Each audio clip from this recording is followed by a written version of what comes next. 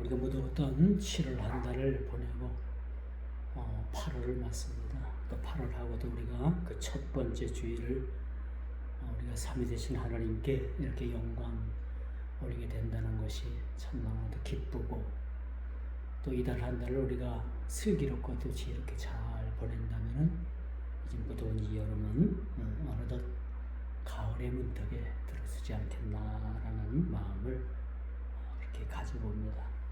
그런 의미에서 힘내시길 바랍니다. 힘내세요. 오늘 이 본문 말씀 참 이 비유의 말씀이에요. 사실은 하나님께서 에스겔 선지자를 통해서 이렇게 포로로 잡혀가 있는 그 이스라엘 백성들을 향해서 그렇게 옛일을 해상시키시면서 또 옛일에 그들이 포로로 잡혀오기 이전에 아주 그렇게 유다가 멸망을 하는 그런 역사적 그런 사실에 기인을 해서 이 말씀이 선포된 걸로 그렇게 볼 수가 있습니다. 오늘 보니까 두 마리의 사자가 나오지요. 사자는 참 용맹스러워요. 저도 사자를 아마 직접 봤나 보지 못했나 기억이 좀 나질 않습니다만 아마 동물원에 가서 사자를 봤겠죠. 사자의 위용, 이 짐승들 중에서는 아주 으뜸인 그런 동물임은 틀림이 없다.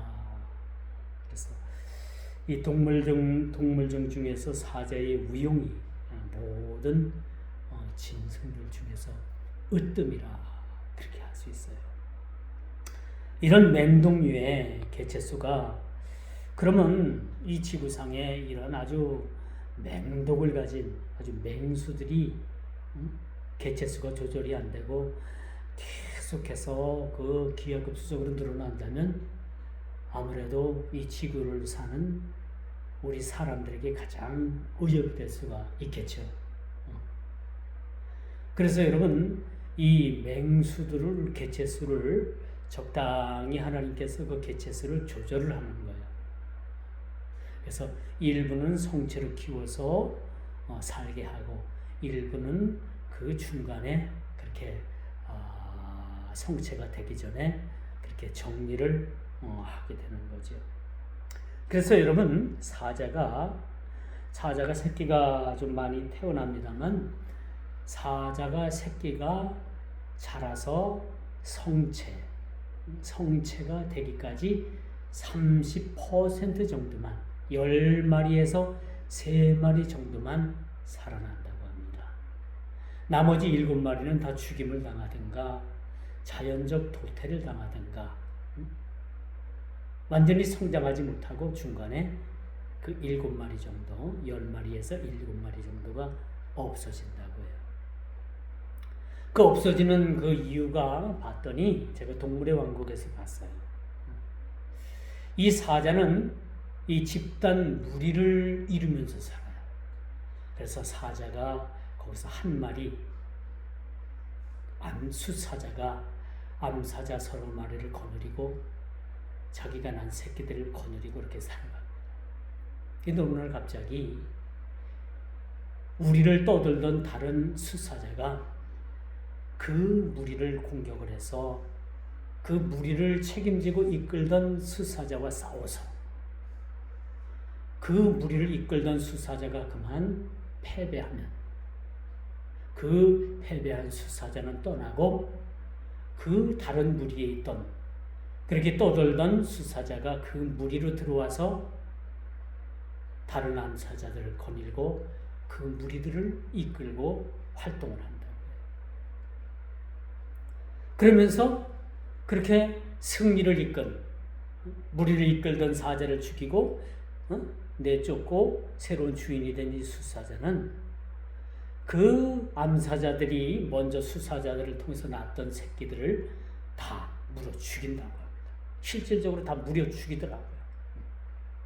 그 어린 사자가 막 도망을 가는데도 쫓아가가지고 그냥 한 입에 큰 물을 가지고 그냥 죽이더라고요. 이게 자기 새끼가 아닌 그 새끼들을 다 죽여요. 참 그걸 보면서 참 이 동물의 세계가, 이 짐승의 세계가 참 무정하다, 비열하다 라고까지 생각을 하는데, 왜 그런 거 하면, 왜 이렇게 새끼들을 자라기 전에 물어 죽이는 거 하면은, 자기 새끼들을 그 나머지 암사자들을 통해서 자기 새끼들을 그렇게 갖게 하기 위해서 이 어린 사자들을 다 물어 죽인다는 거야.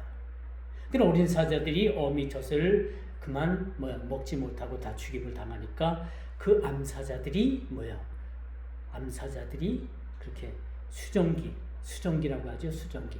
그렇게 새끼를 가질 수 있는 배란기가 빨리 온다는 거야. 그렇게 해서 그 암사자들이 그 배란기가 오게 되면 수사자가 교미를 해서 자기 새끼를 갖게 한다는 거야. 비열하죠. 우리 인간의 세계에선 상상도 할 수 없는 이 짐승, 이 동물의 세계에서는 이런 일들이 비일비재하게 그렇게 일어난다라고 말씀드릴 수가 있는 거죠. 우리가 예전에 참 병원도 만만치 않고 약도 별로 없고 병원에 가기도 참 힘들었던 시대에는, 그때는 여러분 피임하기도 참 여성들이 참 쉽지도 않아서 집집마다 보통 4명, 5명 자녀들이 보통 있었잖아요. 근데 이보다도 더 많았죠. 근데 사실은 그 자녀들을 낳는데 그 자녀들을 잃은 경우가 많이 있었어요. 그렇죠? 자녀들을 키우지 못하고 자녀들을 많이 잃었다는 거예요. 더러는 마마로, 또 더러는 여러 가지 질병으로 자녀들을 다 키우지 못하고 그 자녀들이 한두 명씩 그렇게 가정에 그렇게 유아 사망을 했던 일들이 참 우리 가정들에게 있었습니다. 이게 불과 수년 전 사실은 일인 거죠. 참 이런 일들을 통해서 하나님께서는요, 우리 사람이고 짐승이고 적절하게 모든 것을 다 주관하고 계신다. 적절하게 모든 것을 그렇게 주관하고 계신다라는 것을 보게 되는 거죠. 여러분, 사자가 이 기하급수적으로 이렇게 막 늘어난다면 인간에게 얼마나 위협이 되겠어요. 그렇죠? 인간이 태어나는 그 인간들이 다 성장을 하고 이 지구에서 산다면 이 지구는 폭발할 수도 있어요. 요즘은 너무 자녀들을 안 낳아가지고, 너무나도 자녀들을 안 낳아가지고 문제가 되겠지만, 불과 수년 전만 하더라도 가족 계획합시다. 한 사람만 한 자녀만 낳아서 둘만 낳아 잘 기릅시다 하더니 나중에 한 자녀만 낳아서 잘 기릅시다까지라는 그런 캠페인을 했잖아요. 그때 그걸 자연적으로 발생하는 그러한 것들을 막지 않았으면 지금 인구 절벽을 느끼지 않았을 거예요. 그때 여러분 산하 제한을 했기 때문에 지금 인구 절벽을 우리가 느끼게 되는 거예요.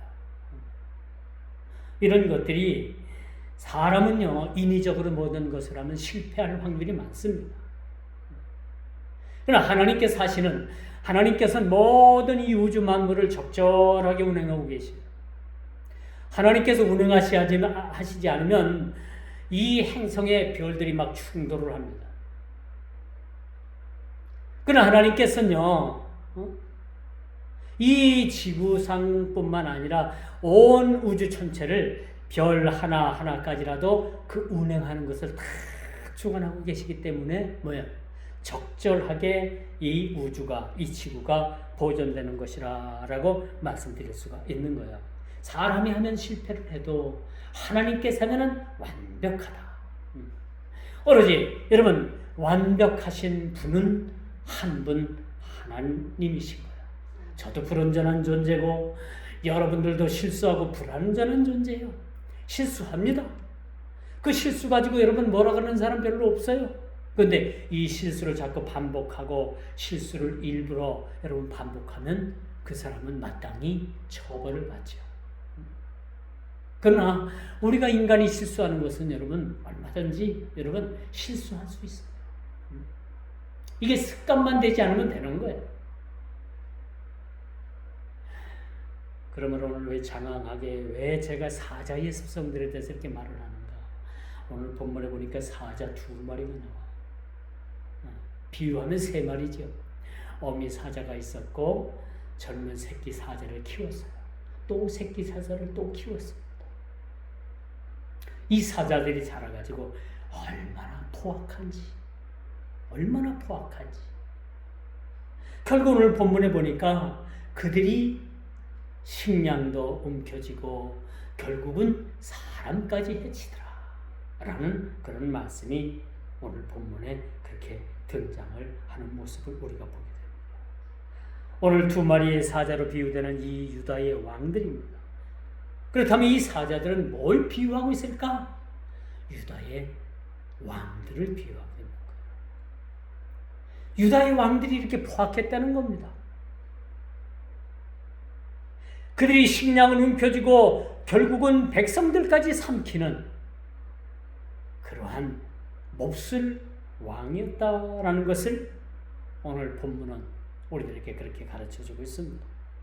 그래서 이 왕들은 백성들이 안위를 생각하기보다 어떻게 보면 백성들을 압제하고 어떻게 보면 백성들을 포악으로 다스리고 한 국가의 운명을 나락으로 떨어뜨리는데 그들이 얼마나 열심을 다했는가 하는 것을 오늘 본문을 통해서 선지자의 입을 통해서 하나님께서 그들에게 말씀해 주고 계신다라는 것을 우리가 보게 됩니다. 오늘 이 2마리의 사자로 비유되는 이들은 백성들을 파멸의 길로 이끌었다는 거예요. 한 나라 왕이. 그래서 여러분, 한 나라의 지도자가 얼마나 잘 세워지느냐에 따라 가지고 나라의 흥망성쇠가 걸려 있어요, 사실. 그렇죠? 미국은 트럼프 대통령이 돼 가지고요. 그 관세 폭탄을 통해 가지고 미국이 우리나라가 지금 4,600억인가요? 그걸 미국한테 좀 갖다 주게 생겼어요. 미국은 그 돈 갖고 빚 갚고 미국 사람들에게 n분의 1 해가지고 좀 나눠준대요. 잘못하면 우리나라 경제 엄청난 그런 문제가 생길 수도 있어요. IMF 이건 상상도 못하는 일입니다. 지금 국회에 노란 봉투법이라는 것이 국회에 상정이 됐어요. 어제 그 경제인연합회 회장 되시는 머리 허연 그 할아버지 같은 분이 나와가지고 제발 좀 노란 봉투법 이것을 보류해달라라고 그렇게 그 정치하는 분들에게 호소를 하는데 이 노란 봉투법이 국회를 통과해서 이것이 실행이 되면 외국 기업들이 다 떠난답니다. 외국 기업뿐만 아니라 우리나라 기업들도 많이 외국으로 떠날 수밖에 없대요. 물론 노동자를 위하고 노동자 권익을 위한 이 법이라고 하지만 여기에는 아주 악법적 요소가 기업인으로서는 아주 치명적인 그러한 조항이 있기 때문에 더 이상 기업인으로서 기업을 할 수 없는 상황까지 놓인다고 합니다.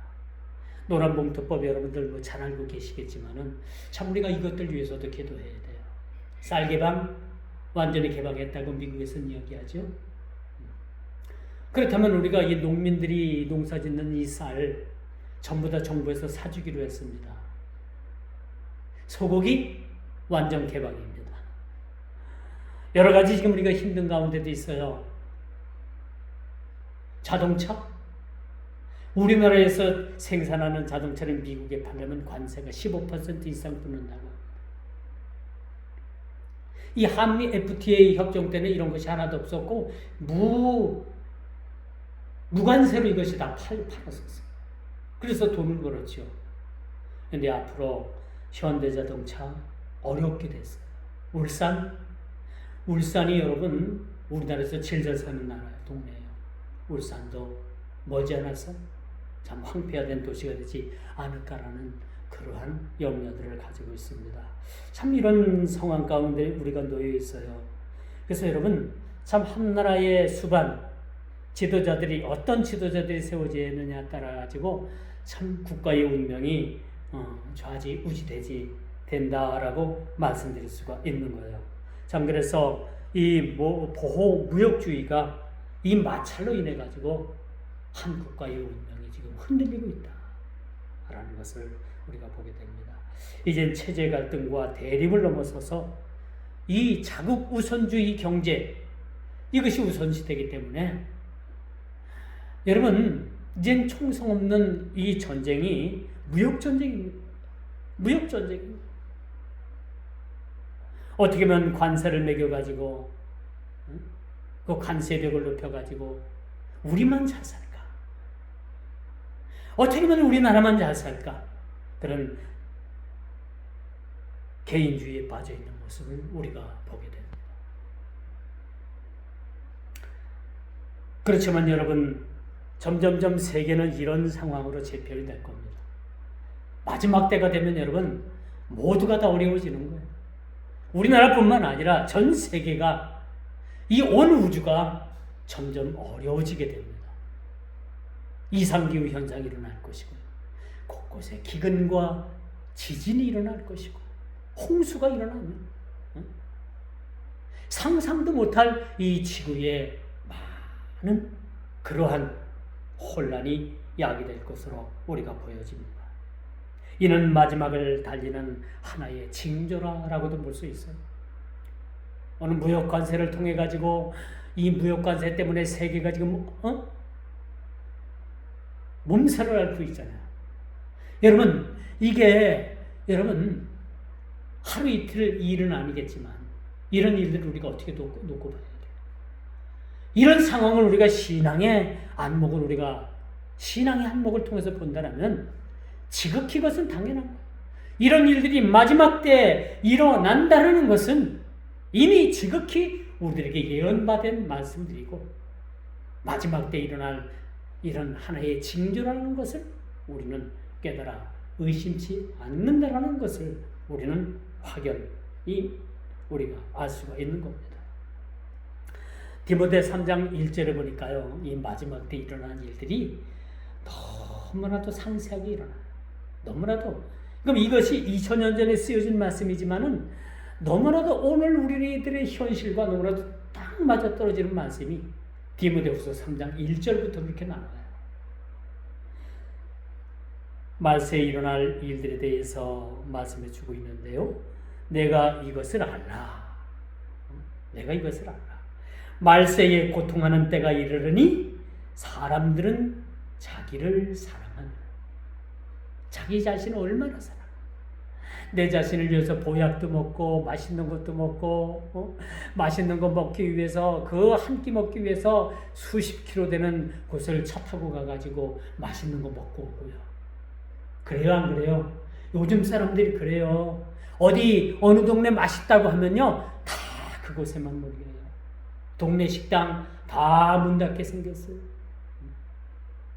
지금 이런 현상들이 일어나는 거예요. 왜 이런 현상들이 일어나냐?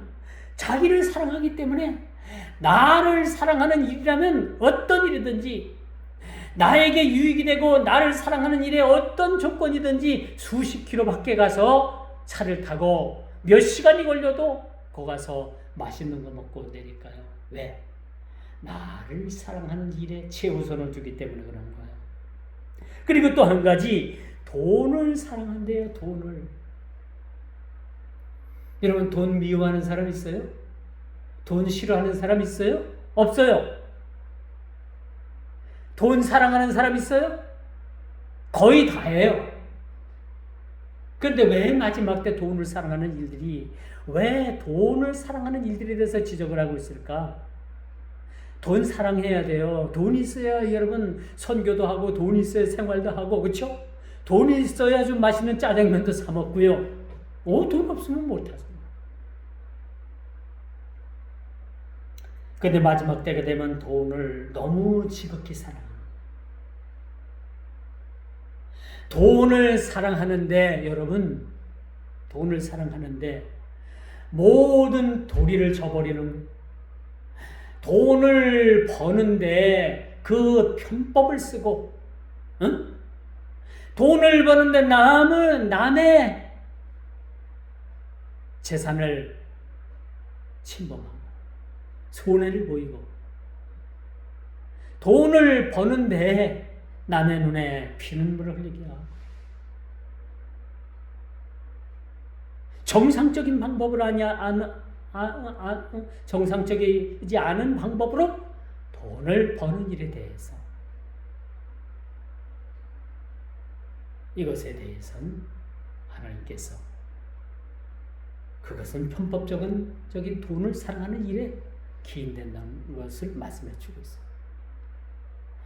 남의 돈을 훔치기 위해서 사기를 치는 것, 이런 일 서슴지 않습니다.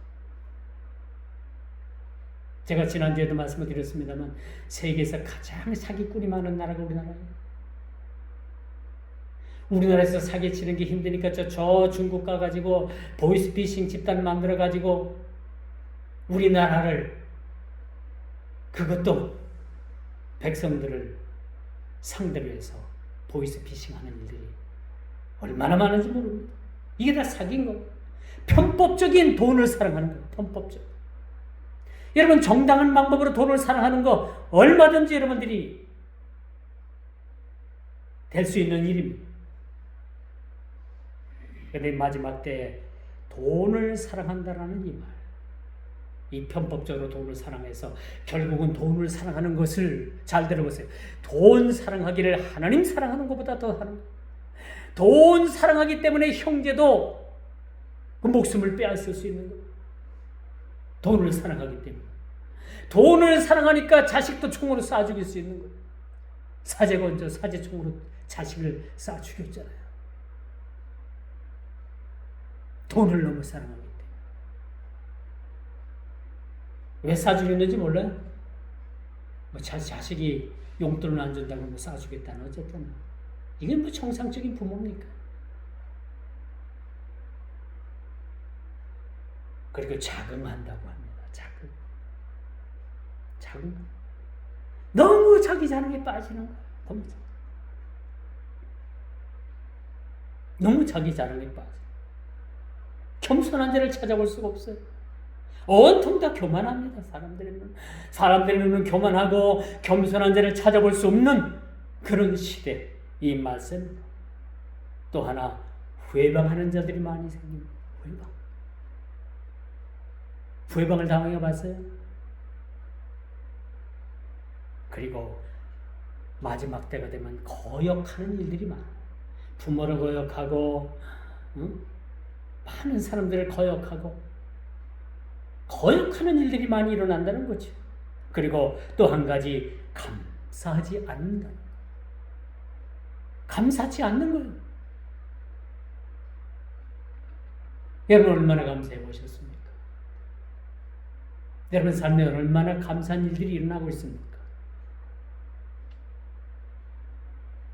마지막으로 거룩하지 않대요. 신앙의 모양까지도 다 잃어버린 겁니다. 소갈매기가 수박이 검든지 빨갛든지 하얗든지 그걸 떠나가지고 겉 모양까지도 다 이제는 뭐요? 모양까지 잃어버리는 거예요. 거룩함을 잃어버리는 겁니다. 적어도 우리가 수년 전만 해도 어느 교회 집사입니다 하고 명함을 내밀면 어땠어요? 아, 그러십니까? 그렇습니다. 그 사람을 최소한 믿어줬어요. 최소한 어느 장로입니다 하면은 그 장로님을 믿어줬어요. 어느 교회 목사입니다 하면 그 목사님을 믿어줬어요. 그런데 지금은 어때요? 지금은 어떻습니까? 믿질 않아요. 진짜를 갖다 줘도, 손에 줘줘도 그걸 가짜라고 합니다. 가짜라고 하는 거.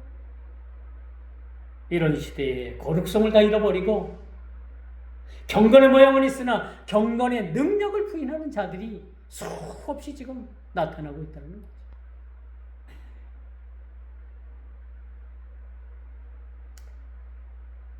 여러분, 오늘 본문은 비록 아니지만 디모데후서 3장 1절 2절의 말씀을 우리가 참 경계해야 될 말씀으로 우리가 받아들여야 되는 거예요. 이미 이런 자들이 나타났고 이미 이런 자들에 의해서 세상은 바뀌어 가고 있고 이미 이런 자들로 인해 가지고 세상은 타락, 일변도에 여러분 놓여 있다는 사실, 여러분 전혀 이상한 이야기가 아니라는 겁니다. 많은 사람들이 이 덫에 걸려 넘어지고 있어요. 거룩하지 아니하며 감사치 아니하며 거역하며 회방하며 교만하며 자긍하며 자기를 사랑하며 돈을 사랑하며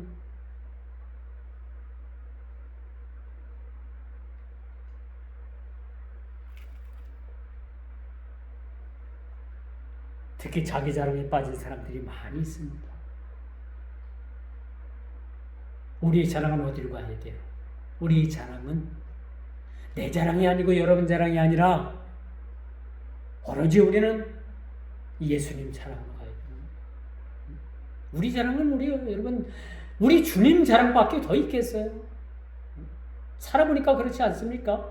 신앙생활 해보니까 여러분 그렇지 않겠어요? 뭘 여러분 자랑할 게 우리가 뭐가 있겠습니까? 나의 나된 것은 오로지 주님의 은혜밖에 없더라고요. 보니까 내 세울 것이 뭐가 있겠습니까? 뭐가 있어요? 아무것도 없어요. 오로지 우리의 자랑은 주님 자랑으로, 하나님 자랑으로 가야 되는 겁니다.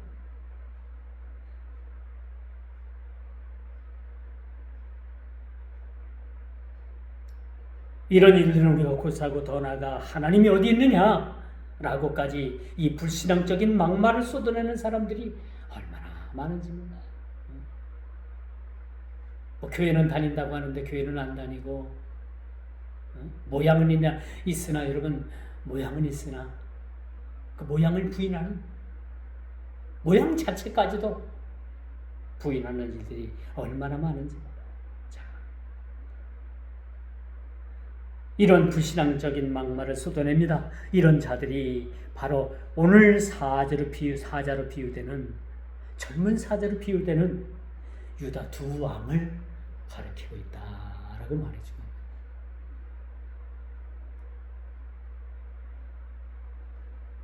불과 수년 전만 해도 여러분 정치하는 사람들은 최소한 여러분 예의라는 게 있었어요. 정치의 도덕이라는 게 있었어요. 근데 지금은 그렇지 않은 것 같아요. 지금은 다 뭐야? 다 이상한 사람들이 많아. 우리 주위 여러분 얼마나 이상한 사람들이 얼마나 많아요. 요즘 장관들이 자꾸 임명이 되는데 장관들이 보니까 거의 다 전과자예요. 전과자. 이거 어떡할래요 여러분? 전과자입니다.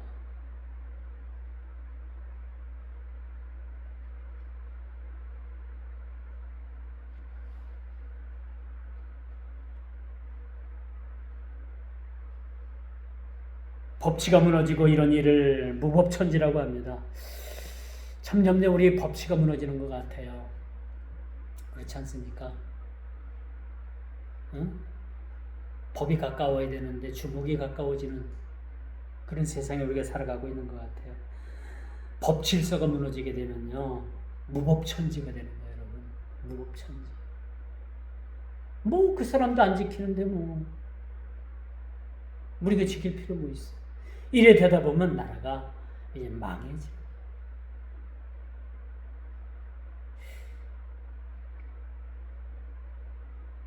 자신의 이권에 따라서 손바닥 뒤집듯 하는 이 배신하는 사람들, 이 정치하는 사람들 참 요즘 배신들 많이 하잖아요. 그렇죠?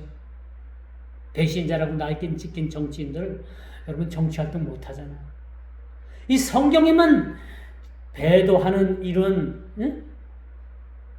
일들이 있는 줄 알았더니, 배신하는 사람들이 있는 줄 알았더니 현 세계에서도 여러분 자신의 이권에 따라 가지고 얼마든지 그렇게 배신하는 사람들이 많아요.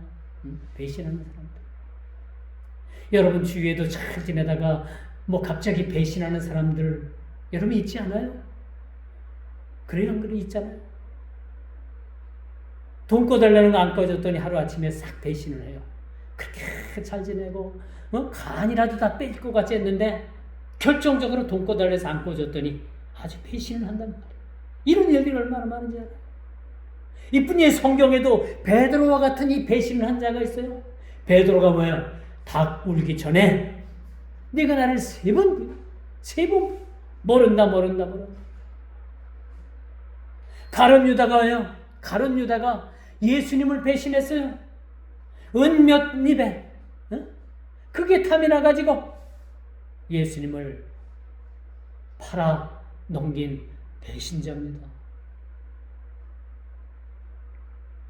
제가 왜 이 말씀을 드리냐? 이 마지막 때가 되면 많은 사람들이 예수님을 배신한대요. 안 믿는 사람이 배신해요? 안 믿는 사람은 관심도 없어요. 누가 배신하겠어요? 믿는다고 하는 사람들. 모양은 있으나 모양을 부인하는 자들. 겉껍데기는 그럴싸 보이는데 가짜.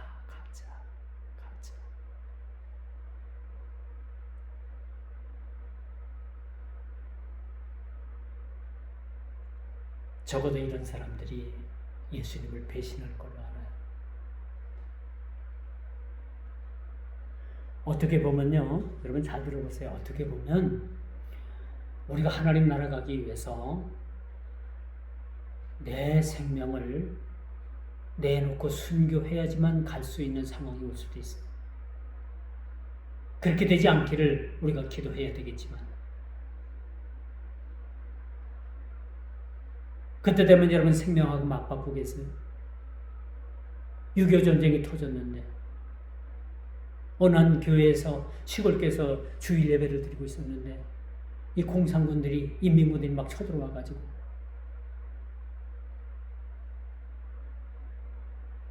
예배당에 있는 많은 사람들, 목사님을 비롯해서 많은 사람들, 어린이들도 같이 예배를 드렸는데 교회 주일학교실에 걸려있는 그 예수님 사진을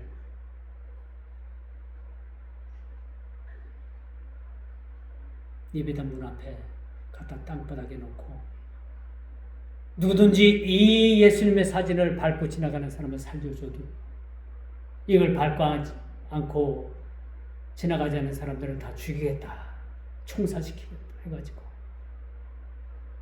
어느 집사님이 밟고 지나가고, 어느 장로님이 밟고 지나가고, 어느 주일학교 선생님이 그걸 밟고 지나가고, 그 교회 담임 목사님도 그걸 밟고 지나가고,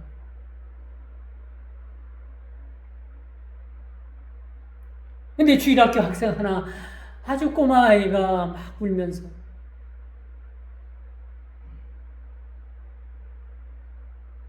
예수님은 사랑이시고 예수님은 나를 천국 보내주시고 예수님은 나의 구주신데 우리 주일학교 선생님이 그렇게 가르쳐 주셨고 내가 그렇게 믿었는데 내가 어찌 예수님의 얼굴을 이 사진을 밟고 지나갈 수 있겠냐고 엉엉 울면서 나는 못한다.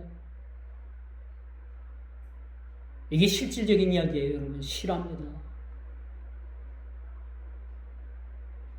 그래서 인민군 그 대표 그 대장이 밟고 지나간 사람들을 다시 교회 안으로 다 집어넣고 이 어린아이만 바깥으로 나가 내보내고 인민군들을 통해 가지고 그 교회 예배당에 있던 모든 사람들을 다 따발총으로 쏴서 다 죽였대요. 왜 그럴까요? 가짜기 때문에. 진짜 어린아이 주일학교 학생 하나만 살아. 여기서 의미하는 바가 뭡니까? 이 마지막 때가 되면 이렇게 우리가 결정해야 될 일들, 죽음 앞에서 사느냐 죽느냐 그 죽음 앞에서 결정할 일들이 여러분 없겠어요? 마지막 때가 되면 키질하듯이 그 키 속에 들어있는 알곡과 쭉정이가 얼마나 부딪히고 얼마나 바깥으로 안 나가려고 몸부림을 칩니까? 근데 쭉정이는 점점점 키질할수록 쭉정이는 바깥으로 밀려나가는 거예요. 알곡은 점점점 안으로 들어오게 되는 거예요. 이게 치열한 신앙의 싸움이 되는 겁니다. 이게 단순한 비유 같지만 여러분 마지막 때 이것이 신앙생활에 얼마나 치열함을 보여주는 거예요. 키질함을 당한다는 거.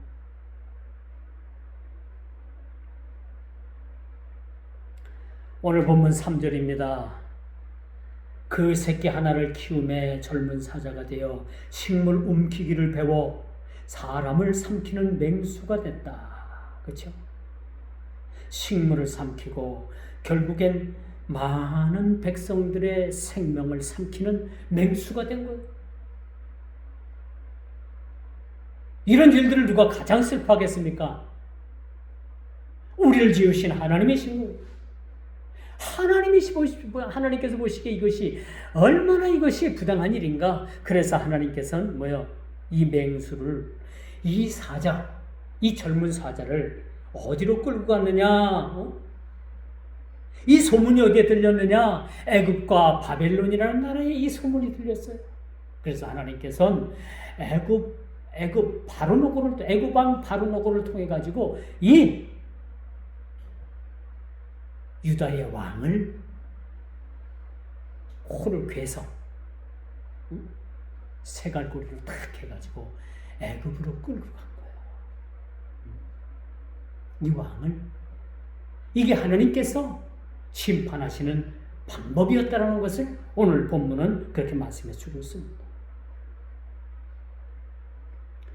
그래서 하나님께서는 이렇게 포악한 두 왕을 징치할 도구로 하나님께서 애굽과 바벨론이라는 나라를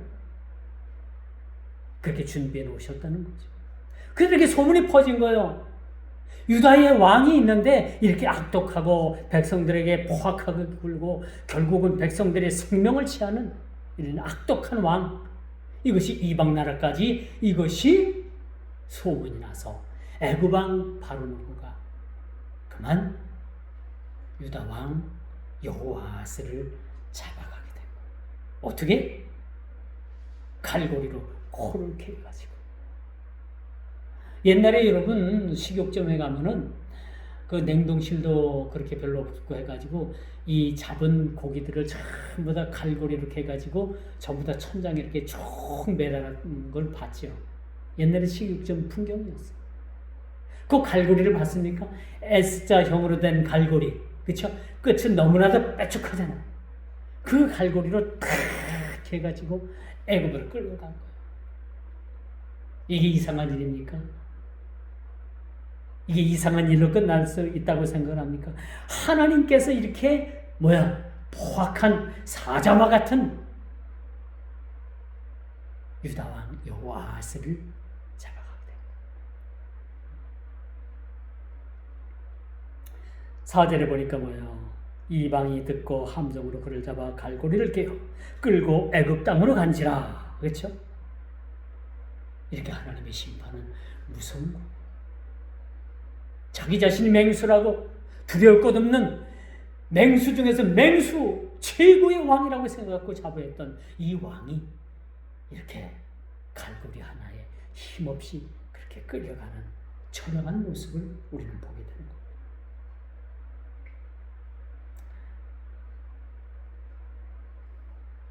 여러분, 이 갈고리에 개어서 이방인들의 손에 넘겨진 이 모습을 여러분 상상을 해보십시오.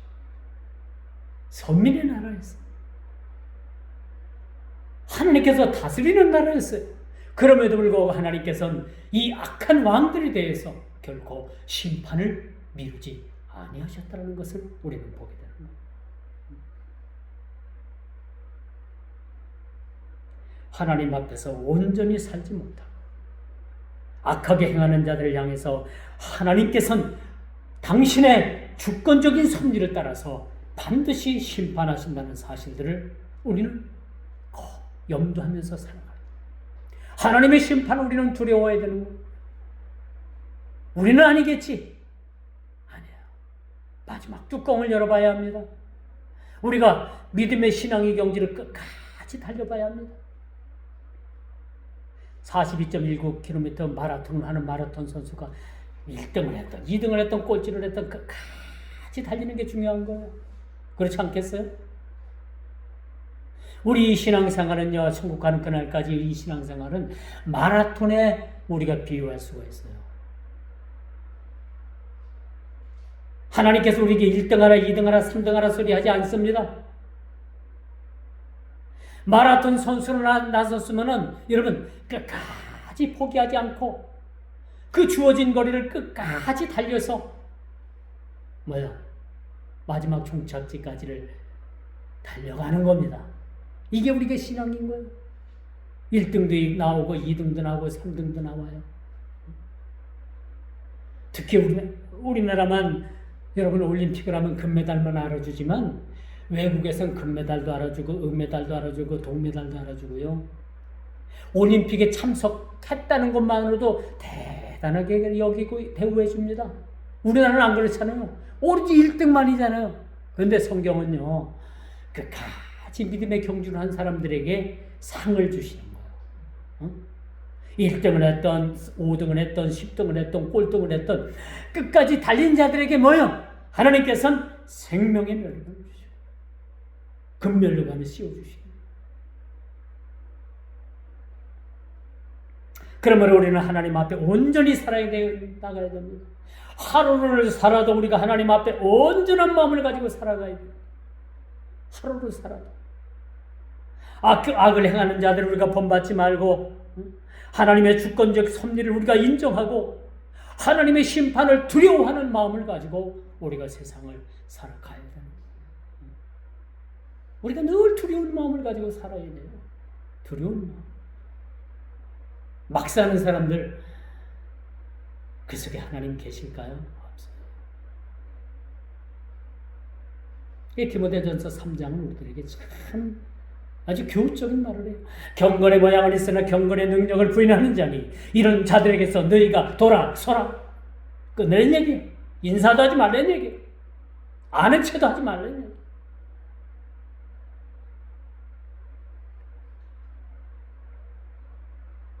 이처럼 하나님의 권위에 대한 도전은 여러분 5절 6절 그 결과가 나옵니다. 이들은 날카로운 이빨과 발톱으로 백성들을 삼켜버렸는데 하나님께서는 이 두 왕을 어떻게 심판하시느냐 라는 것을 다시 한번 우리들에게 상기시켜 줍니다. 여기 두 번째 포악한 왕이 또 등장하는데 그 어미함 사자가 새끼 사자를 또 아주 잘 키워가지고 우이풍당당한 사자로 키워놨더니 이 사자 두 번째 사자도 식량을 움키고 백성들을 삼켜버리는 똑같은 그런 똑같은 죄를 저지르고 있다는 것을 우리가 보게 되는 거죠.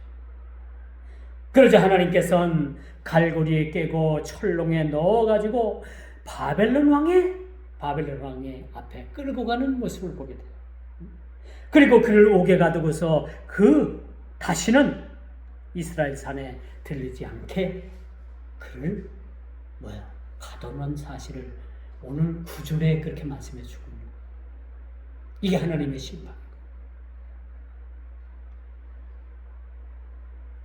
이제 두 번째 왕은 애굽이 아닌 바벨론으로 끌려갔습니다. 그리고 온갖 수모와 모욕을 당하는 장면을 오늘 본문은 우리들에게 보여주고 있어요. 그토록 신정국가임을 자부하던 그들에게 하루아침에 그들의 자부심이 짓밟히는 그런 사건을 그들은 맞이하고 마는 모습을 우리가 보게 됩니다. 이젠 이 마지막 종번절로 가니까 포도나무 비유가 나와요. 포도나무 하면 이스라엘의 아주 농사를 짓는데 대표적인 농산물이죠. 무화과나무도 있지만 포도나무.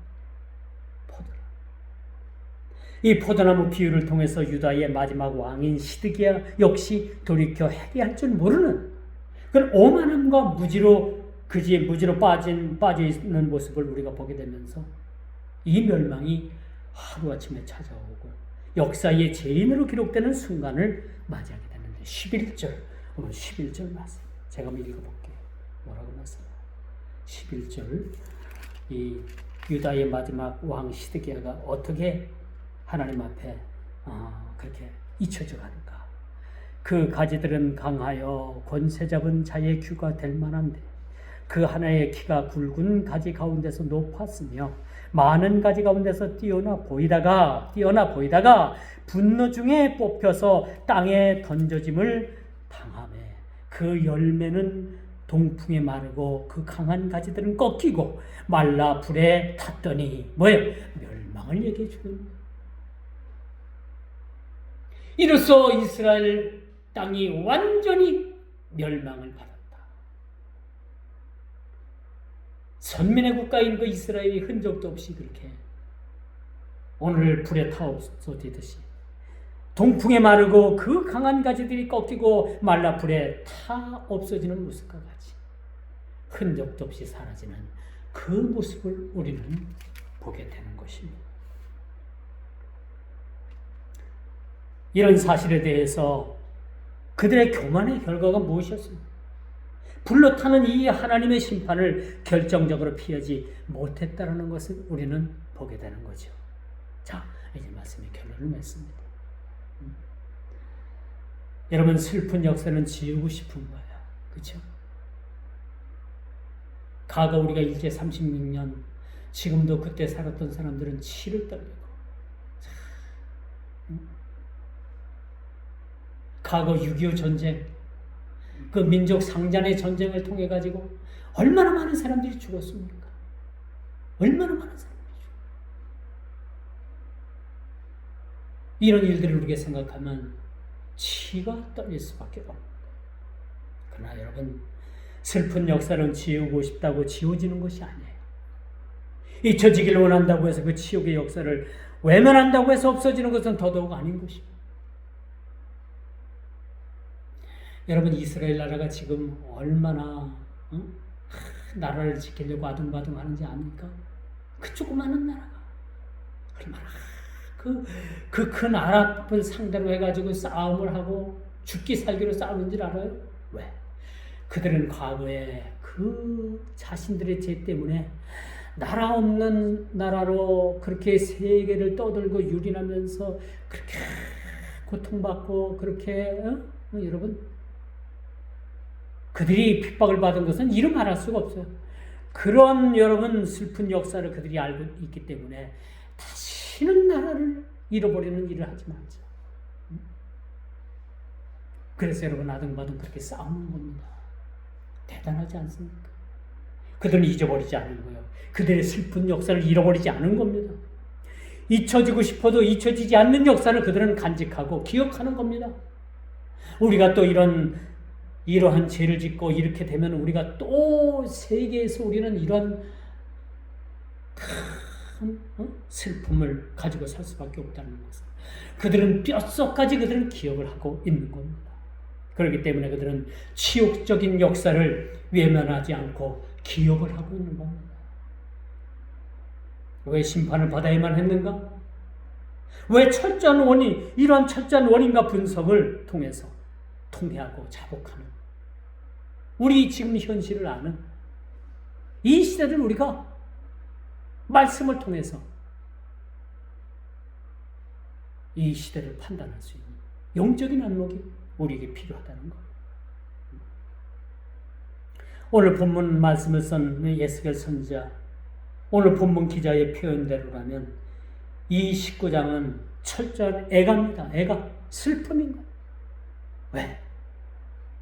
두 왕이 결국은 여러분 그렇게 끌려가서 철장에 갇히고 마지막 시드기의 왕은 두 눈이 뽑혀가지고 그렇게 끌려가고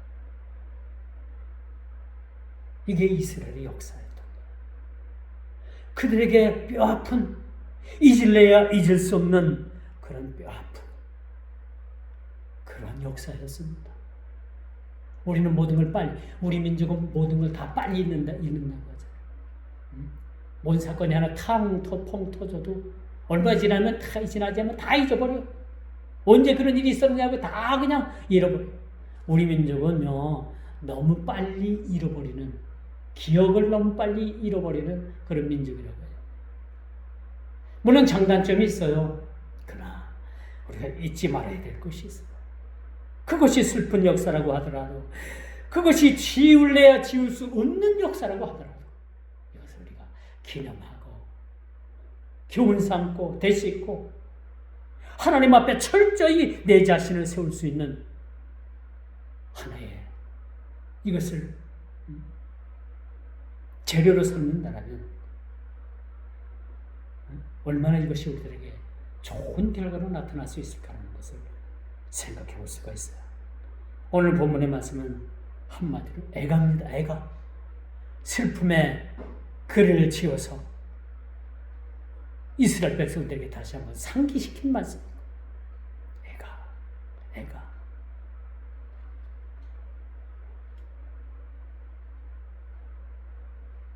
그러므로 오늘 우리는 이 슬픔과 상실로 인해서 우리는 주저앉을 수 있을 만 없다는 사실.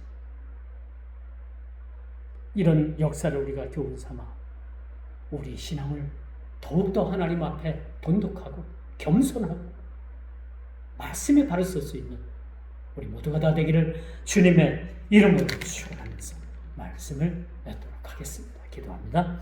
주님 감사합니다. 오늘도 귀한 말씀 주셔서 참으로 이젠 두 사자로 비유되는 이 왕의 행적을 바라보면서 그들의 포악성, 그들이 하나님 앞에 겸손하지 못하고 참으로 큰 죄악으로 인해서 나라가 멸문지하에 있었음을 우리가 보게 됩니다.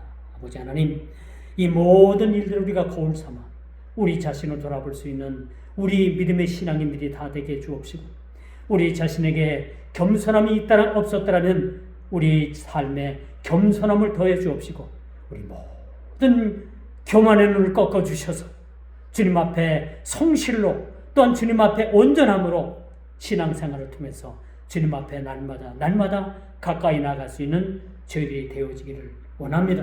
주님께서는 겸손한 자를 찾고 주님을 찾는 자들을 주님께서 만나 주신다고 말씀해 주셨사오니 겸손함을 더하게 주옵시고, 우리가 일평생 살아가면서 성실함에 그런 신앙을 잃지 아니하도록 우리 모든 신앙 가운데 우리 모든 신앙을 또 우리 일거수일투족을 주님 기억해 주셔서 성실한 삶을 살아내길 원하며 겸손한 자들로 세워 주옵소서. 예수님의 이름으로 간절히 기도드리옵나이다. 아멘.